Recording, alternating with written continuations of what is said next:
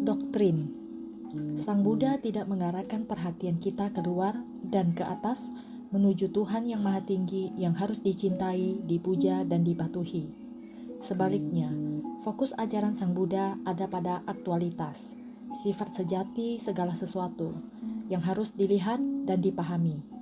Bagi Sang Buddha, pembebasan datang dari pemahaman, dari kebijaksanaan, dan apa yang harus dipahami itu justru kehidupan kita sendiri.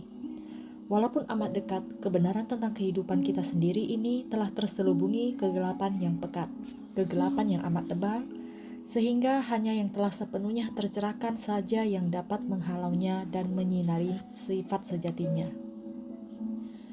Bagaikan manusia yang memegang lampu di dalam kegelapan, sehingga mereka yang memiliki mata dapat melihat bentuk. Kerangka ajaran Sang Buddha berangkat dari perumusan 4 kebenaran mulia.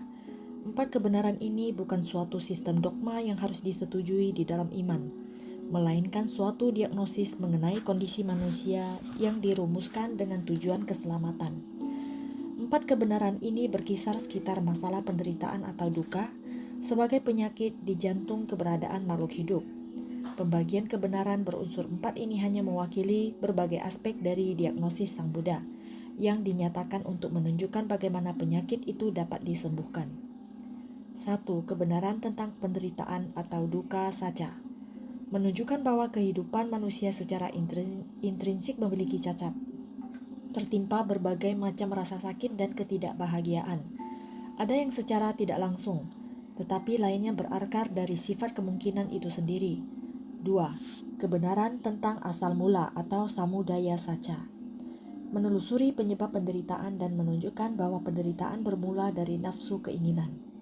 3. Kebenaran tentang penghentian atau niroda saca menunjukkan bahwa dengan hilangnya nafsu keinginan maka penderitaan dapat dilenyapkan. 4. Kebenaran tentang sang jalan atau magga saca menjelaskan jalan mulia berunsur 8 sebagai jalan menuju pembebasan dari penderitaan, yaitu pandangan benar, niat benar, ucapan benar, tindakan benar, penghidupan benar, usaha benar, kewaspadaan benar, dan konsentrasi benar. Doktrin tentang 4 kebenaran mulia dapat dipahami dari 2 perspektif pelengkap yang bisa kita anggap sebagai 2 kapak yang menelusuri ajaran, yaitu satu vertikal dan yang langsung, yang lain adalah horizontal dan luas. Perspektif vertikal menunjukkan pada kita hubungan langsung yang segera tampak antara nafsu keinginan dan penderitaan. Suatu hubungan yang dapat kita buktikan dengan pengamatan sederhana lewat pengalaman kita sendiri. Dengan mengamati kehidupan kita secara jujur, dapat kita lihat bahwa bila mana kita didorong oleh nafsu, oleh keserakahan, kebencian, dan kebodohan batin, maka kita bertindak dengan cara yang merugikan diri sendiri dan orang lain. Kita melihat stres dan rasa tidak puas. Seberapa banyak kita dapat mengendalikan dan menahan nafsu keinginan kita. Sebesar itu pula kita dapat membebaskan diri dari dorongan-dorongan yang kuat. Dengan demikian, kita dapat mengambil tindakan untuk kesejahteraan kita dan untuk kebaikan orang lain. Dan kita juga mengalami kebahagiaan dan kegembiraan. Hal ini memungkinkan kita menyimpulkan bahwa jika pikiran kita dimurnikan dari setiap jejak nafsu keinginan, kita akan mencapai kemandirian sempurna dari keinginan sehingga kita akan menikmati kedamaian dan kebebasan yang tak tergoyahkan. Sementara aspek damai yang langsung tampak ini menawarkan kepada kita konfirmasi pribadi mengenai prinsip psikologi yang terkandung di dalam 4 kebenaran mulia. Prinsip ini sama sekali tidak menghabiskan makna kebenaran. Pandangan vertikal ajaran yang harus dilengkapi oleh pandangan horizontal, karena di seluruh rangkaian serta kedalamannya, 4 kebenaran mulia ini menembus keluar bukan hanya sekadar penyembuhan psikologis dan menawarkan cetak biru bagi jalan yang lengkap menuju pembebasan. 4 kebenaran mulia itu mengambil maknanya dari gambaran mengenai situasi manusia yang jauh lebih luas dan lebih dalam daripada yang tersedia bagi kita lewat pengamatan langsung. Inilah gambaran yang dipahami Sang Buddha pada malam pencerahan spiritual beliau, ketika kabut ketidaktahuan terkuak dan sinar kebijaksanaan bersinar terang tanpa terhalang. Pada malam itu ketika duduk bermeditasi dengan amat dalam, Sang Buddha memahami keberadaan manusia yang terkuak dalam kesinambungan kelahiran kembali yang disebut samsara, yang terus-menerus berkelana. Sang Buddha melihat bahwa setiap kehidupan di dalam samsara merupakan suatu proses dumadi yang awalnya sungguh sulit dilihat, suatu rantai kelahiran dan kematian yang menyatu di dalam rangkaian sebab akibat yang tak terputus. Demikian pula proses kosmik di mana bersemayam kehidupan makhluk tidak memiliki awal tanpa ada sang pencipta, tanpa tujuan akhir. Sang Buddha melihat sistem dunia muncul, berkembang dan hancur, dan kemudian beliau melihat munculnya sistem dunia baru dari puing-puing sistem lama. Skala waktu dari proses itu sangat mengagetkan. Setiap sistem dunia bertahan selama satu kalpa atau kapa, satu unit perhitungan kosmik yang sama dengan miliaran tahun.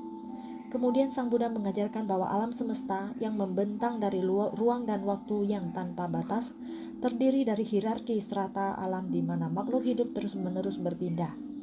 Teks-teks Buddhis awal menggambarkan suatu alam dengan 3 lapisan yang kemudian dibagi lagi menjadi berbagai alam.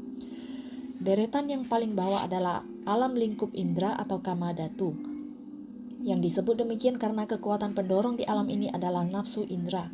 Alam nafsu ini terdiri dari 10 alam, yaitu alam neraka, alam binatang, alam setan kelaparan atau peta, makhluk halus seperti bayang-bayang yang harus mengalami siksaan nafsu.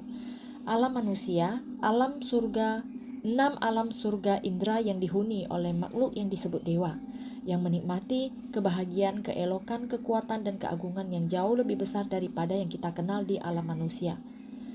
Di atas alam nafsu indera adalah alam bentuk atau rupa dhatu. Di sini tidak ada materi yang lebih kasar dan sebagian besar nafsu indera telah reda. Alam ini dibagi menjadi 4 kelompok yang masing-masing terbagi lagi menjadi beberapa alam. Penghuni-penghuni alam ini juga para dewa, walaupun untuk membedakan mereka dari dewa di surga indera, mereka sering disebut Brahma. Masa kehidupan di alam Brahma meningkat secara eksponensial dan jenis pengalaman yang ada di sini lebih bersifat meditatif daripada indera.